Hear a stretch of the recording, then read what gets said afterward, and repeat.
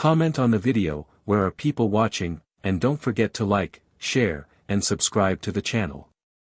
In the suburban sprawl, the picture of serenity is a well-practiced illusion.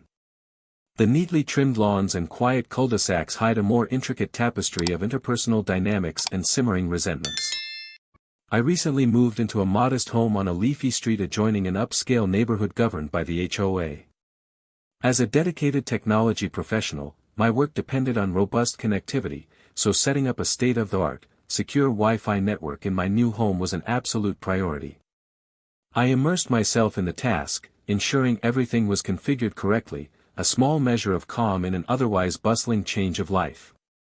My arrival into this neighborhood was met with mixed signals.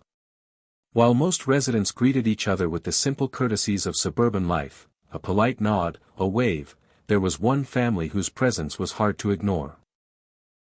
At the center of this family was Karen, a striking figure whose posture and expression spoke volumes of unyielding entitlement. Dressed in flawless, high-end attire and sporting impeccably coiffed hair, Karen's every gesture hinted at a sense of superiority that went far beyond the acceptable boundaries of neighborly behavior. I quickly recognized that my presence marked me as different on the block, as I was one of the few who did not share the predominant characteristics of the community. Despite my efforts to bridge differences with friendly smiles and cordial hellos, Karen's silent scrutiny and occasional barbed comments left little room for genuine neighborliness. It wasn't long before even the mundane aspects of living in this neighborhood became fodder for conflict. Whether it was a casual remark about my choice of garden ornaments or an offhand comment regarding the vehicle I drove, the subtle hostility was pervasive. I initially dismissed these as mere quirks, cultural differences or simply personal idiosyncrasies. However, the situation escalated when an unexpected twist emerged involving the very technology that was crucial to my profession. In a baffling turn of events, I received a phone call from the local authorities about an alleged interference between my Wi-Fi network and someone else's connection. Confused, I suspected nothing more than a technical misconfiguration, an anomaly to be sorted out with a bit of troubleshooting. Yet, I soon discovered that Karen was behind the complaint, using the incident as another way to assert her misplaced authority. The incident was the first tangible sign of a deeper discord. Here I was, diligently maintaining my network to support my professional life, only to be confronted by Karen's accusation that my connection was somehow siphoning off her access. The dialogue that followed was as absurd as it was infuriating. My calm explanation of overlapping channels and technical specifics was met with an overblown insistence that the problem was entirely my fault, a deliberate act of interference. In that moment, the suburbia I had hoped would be a haven transformed into an arena for petty power struggles and unspoken prejudices. This initial chapter of my suburban experience, marked by subtle provocations and outright challenges, vividly illustrated how the quietude of neighborhood life can quickly turn tumultuous when entitlement and prejudice take center stage. That afternoon, as the golden light of early fall filtered through the trees lining my modest property, I was focused on fine-tuning my newly set-up Wi-Fi network, a lifeline for my work in the tech industry. The gentle hum of the neighborhood was suddenly interrupted by the ringing of my phone. I answered, expecting a neighborly inquiry, but was instead met with a calm yet puzzled voice from the local police department. They explained that they had received a complaint regarding interference with another resident's internet connection. I recalled that just moments ago, everything on my side had been functioning perfectly, my network was secure, the channels set correctly, and the interference, if any, was minimal and unintentional. At first, I suspected a technical hiccup, a simple glitch to be resolved by checking the settings again. After assuring the dispatcher that my configuration was sound, I set off to investigate any potential issues on my end. My mind was troubled by the question, who would lodge such a complaint when my digital setup was beyond reproach? Though perplexed, I carried on with my troubleshooting, unaware that the answer was closer to home than I could have imagined. As I started running tests on my network, ensuring that all devices were operating within proper parameters, a sudden commotion at my front gate signaled that something was amiss.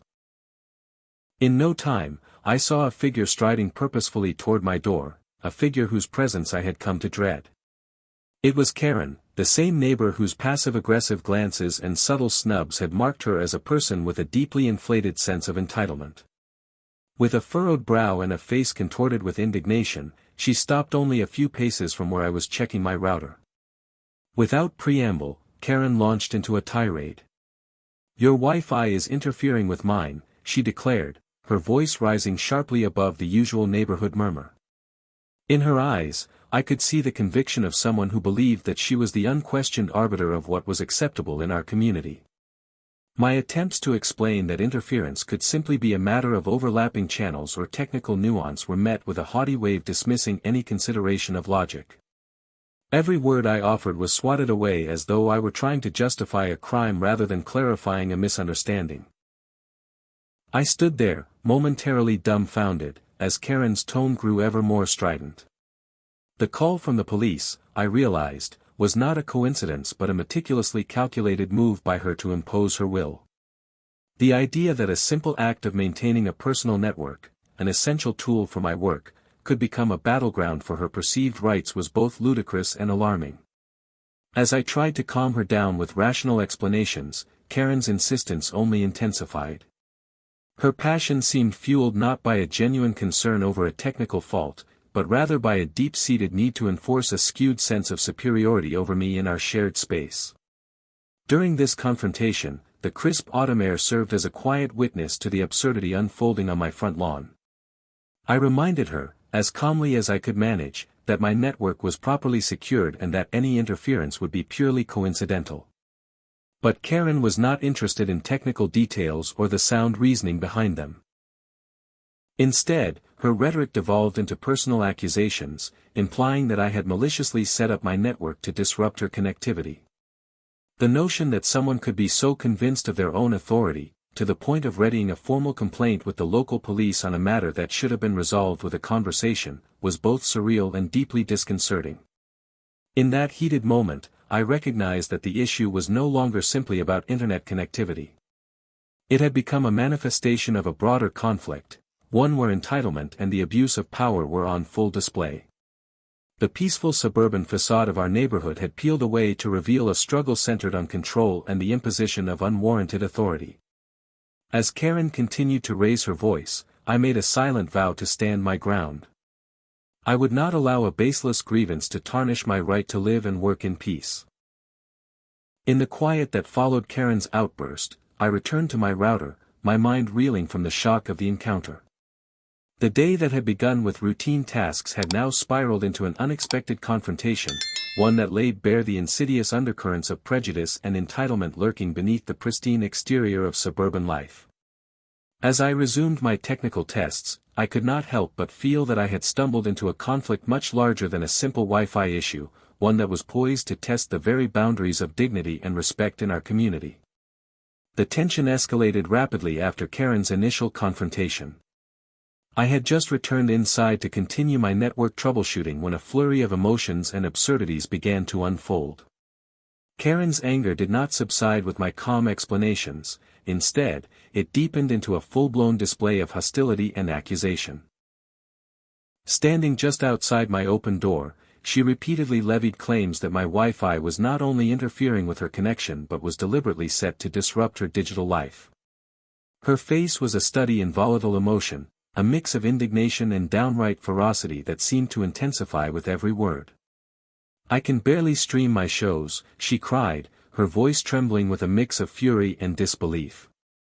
I attempted once more to explain the technicalities, that interference might be caused by overlapping channels and that, in fact, my network was configured to avoid any such issues. However, my words fell on deaf ears. Karen's eyes flashed with an unyielding conviction, as if no logical explanation could ever counter her personal narrative. It was during this heated exchange that Karen's tone took on an even more disturbing hue. What began as complaints about digital interference quickly morphed into a barrage of personal attacks and unfounded insinuations. With each passing minute, she accused me not only of technical misdeeds but of harboring intentions that were, in her view, both nefarious and criminal.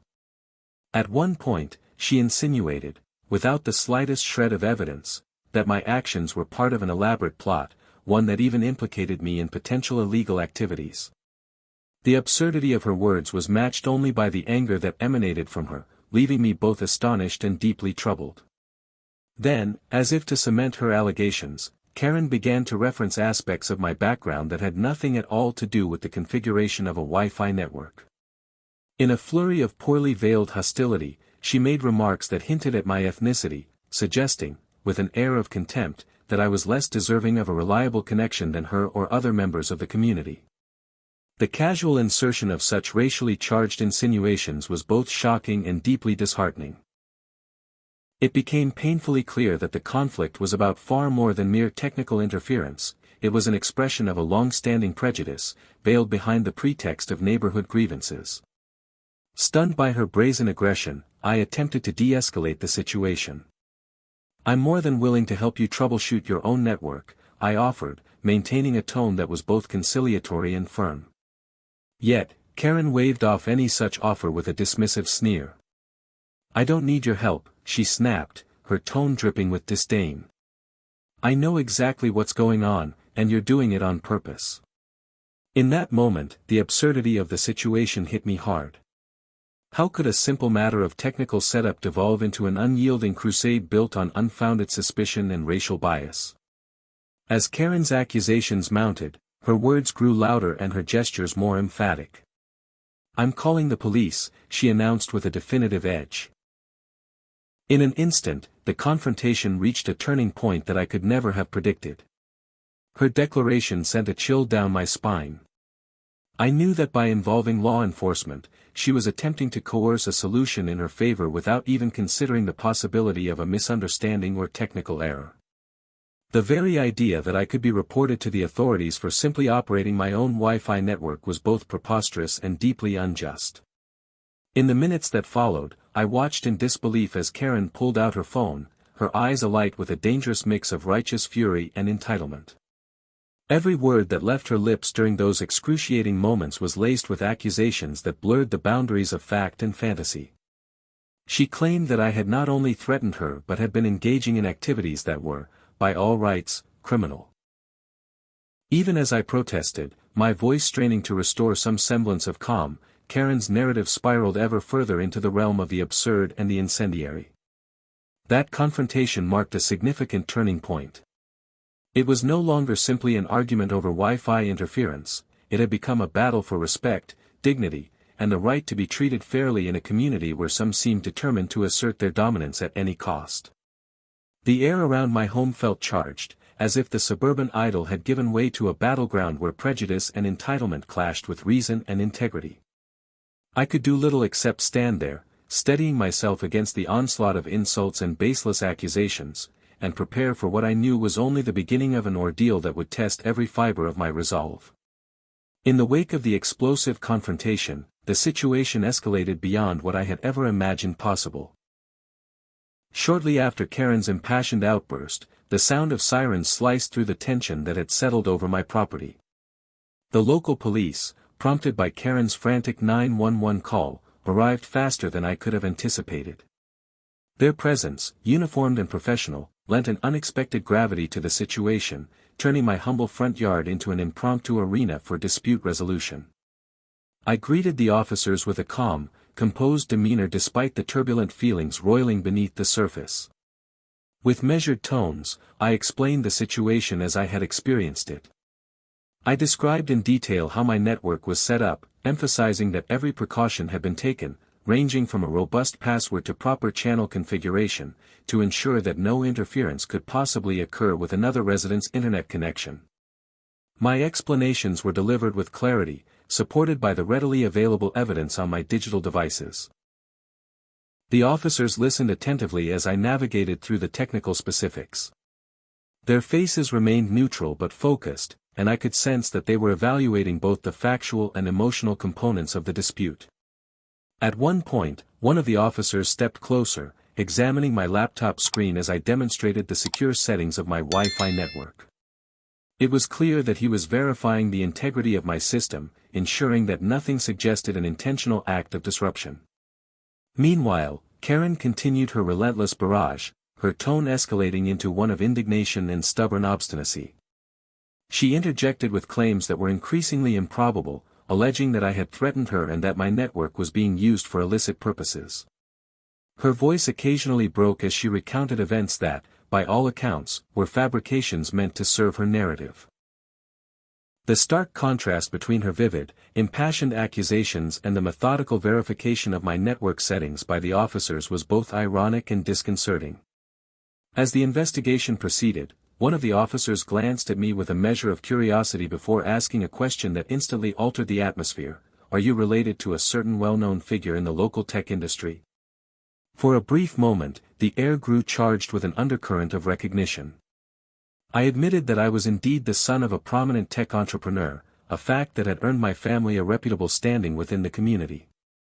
The officer's expression shifted immediately, exchanging a brief, knowing look with his partner. It was as if that single admission had retroactively confirmed something they hadn't fully anticipated, a validation that my technical setup was above reproach and that the conflict might extend beyond simple misunderstanding. The revelation brought an unexpected pivot to the proceedings. Suddenly, the gravity of the situation loomed larger for Karen. The officers, armed with the knowledge of my family's respected background, appeared less tolerant of any further falsehoods in her account. With measured firmness, one of the officers reiterated that there was no evidence to support her allegations. He explained, quite plainly, that operating a personal Wi-Fi network on one's own property was a perfectly legal, and necessary, act, especially in this day and age. Despite the mounting evidence on my side, Karen's demeanor did not soften immediately. She continued to voice objections, her words becoming an impassioned jumble of denial and misplaced pride. However, the combined force of the officer's clear explanations and the undeniable technical facts began to wear down her resistance. The officers emphasized that her actions were not only unfounded but also bordered on the criminal, given that she had knowingly submitted a false report to the authorities. Their tone was firm, leaving no room for further misinterpretation. During this intense exchange, I found myself oscillating between frustration and a reluctant sense of relief. Part of me was thankful that reason and evidence were finally being recognized by those entrusted with maintaining order. Another part of me, however, was deeply saddened by the realization that such a dispute, which should have been easily resolved with a simple conversation, had escalated into a near farce because of entitlement and prejudice. As the officers concluded their investigation, they made it clear that no criminal activity had been found on my part. They commended the thoroughness of my explanation and assured me that the recorded details of the incident would be meticulously documented. It was a small victory in a situation that had already taken an emotional toll. Yet, even as the officers prepared to leave, the heavy burden of the encounter remained, a sobering reminder that beneath the placid surface of suburban life, challenges of discrimination and misuse of authority continued to fester. I watched as the police vehicles departed, their flashing lights a final punctuation to an ordeal that had transformed a quiet afternoon into a stark confrontation between reason and irrationality. In that moment, the complexity of living in a community governed by unspoken rules, where even a simple digital device could ignite controversy, became all too clear. In the aftermath of the police investigation, the air around my home remained taut with the echoes of the conflict. Karen, who had initially stood defiant and indignant, was now forced to confront the reality of her baseless accusations. With the local officers' factual declarations ringing in everyone's ears, the balance of power had noticeably shifted.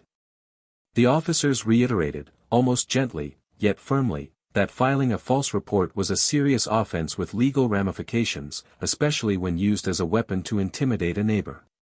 Karen's posture faltered under the weight of this revelation. I watched as her eyes darted from one officer to another, a look of disbelief mixing with dawning apprehension. Each reassured nod from the officers served as a reminder that her version of events was not the reality supported by evidence. The officers reiterated that my Wi-Fi network was entirely secure, operating strictly within legal boundaries, and that there was simply no technical possibility of it interfering with another connection to the extent she claimed. Her narrative, once so forcefully delivered, now appeared to crumble in the face of undeniable proof. In the charged silence that followed, one of the officers spoke directly to Karen. "Ma'am, Please understand that the accusations you have lodged are not only inaccurate but could also lead to legal repercussions if you continue to propagate false claims. His tone was measured, yet carried an unmistakable firmness that left little room for rebuttal. In that moment, the gravity of her actions seemed to hit Karen fully. The escalating prospect of legal consequences, a false report charge that could tarnish her own record, rendered her defiant facade vulnerable. With her eyes finally meeting the officer's steady gaze, Karen's voice wavered. The steely certainty that had previously underpinned her every word was replaced by a growing uncertainty. She stammered a few feeble apologies, attempting to downplay the situation by blaming frustration for her outburst. I was just upset," she managed to mutter, her tone lacking conviction. However, the atmosphere no longer lent credence to her excuses. The officers made it abundantly clear that any further deviation from the facts would not be tolerated. I observed the scene quietly, a mixture of relief and lingering melancholy stirring inside me. The encounter had been as emotionally taxing as it was unjust. Yet, there was a small measure of solace in knowing that reason, bolstered by concrete evidence and professional decorum, had prevailed over ignorance and prejudice, even if only for a moment. The police confirmed that the incident would be thoroughly documented. They suggested that if the harassment continued, I should consider seeking legal protection, such as a restraining order against Karen. Their words, though empathetic, carried an unspoken warning that this was not a battle easily won through mere explanation. The recognition that the struggle against entrenched entitlement required both vigilance and sometimes formal intervention left me contemplating the long-term implications of this encounter. As the officers wrapped up their investigation and prepared to leave, their final remarks were both a comfort and a call to action. They expressed regret that what began as a minor technical issue had escalated into such an unfortunate display of interpersonal conflict. The clear message was that, while technology in modern life demands a certain robustness in service, it should never become a battleground for personal vendettas. Karen, visibly chastened, retreated back into her home, a place that had once been her fortress of superiority now transformed into a symbol of vulnerability. In that moment, I felt a bittersweet vindication. Not only had the facts, and by extension, justice, prevailed, but the incident also exposed a dangerous aspect of community dynamics that often goes unnoticed until it erupts in moments of crisis. Even as the tension subsided, I could not help but feel the enduring weight of what had transpired. The ordeal had been a stark reminder that in many suburban communities, the veneer of civility can quickly give way to conflicts born out of entitlement and misunderstanding. And though the police had diffused the immediate crisis, I knew that the memory of Karen's vehement accusations would linger long after the flashing lights had faded from the driveway. In the days following the incident, the local community began to take notice. Word of what had transpired, how a dispute over a Wi-Fi connection had escalated into a dramatic showdown, spread quickly through our once quiet neighborhood. Neighbors, who had always maintained a polite distance, started whispering about the episode, their conversations tinged with disbelief and, in many cases, indignation at the behavior that had unfolded. As I ventured out into the community, I noticed subtle but significant changes in the atmosphere. People who had once exchanged only nods of acknowledgement now greeted me with sympathetic smiles and even offered expressions of support. Conversations in local coffee shops and at the nearby grocery store frequently turned to the incident. Many described it as a clear manifestation of deeply rooted issues that went well beyond the realm of technical glitches and into the territory of long-standing social inequities. Among those who approached me was a middle-aged neighbor who spoke in hushed tones, offering both condolences and assurances that what had happened was not reflective of the community as a whole. "It's a travesty," she remarked, shaking her head as if trying to dispel the lingering negativity. "We're all here trying to coexist, and it's disheartening to see such hostility displayed right in front of us."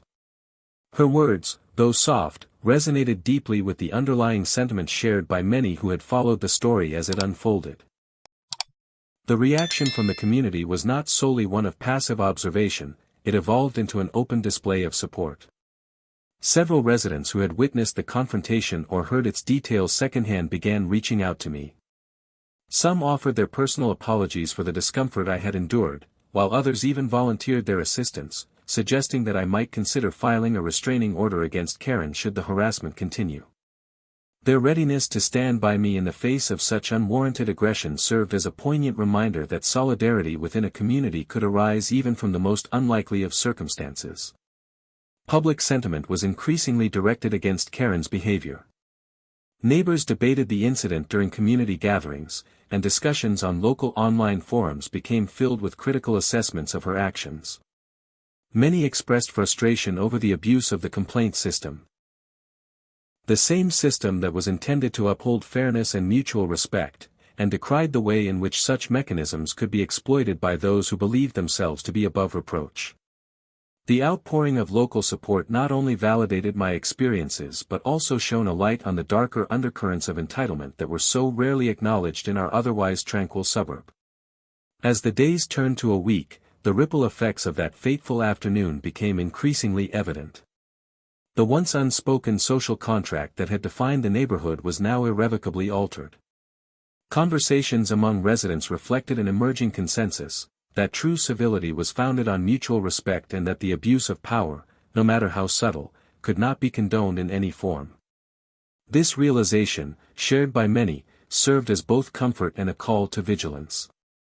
I found solace in the fact that my experience had catalyzed conversations about fairness and accountability within our community. The incident, while personally jarring, had opened up a broader dialogue about the importance of standing up to irrational authority and ensuring that everyone, regardless of their status, was held to the same standards of conduct.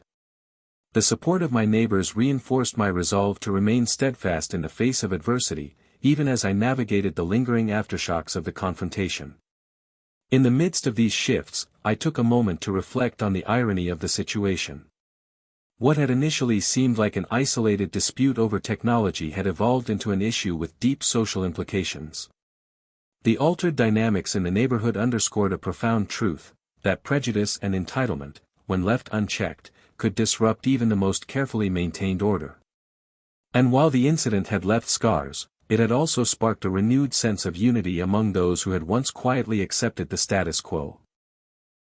In the weeks following the confrontation, the experience continued to cast a long shadow over my daily life. Yet, amid the turbulence, there was a growing awareness that this ordeal was symptomatic of broader societal issues that went far beyond the boundaries of our neighborhood and touched upon the enduring struggle for equality and justice.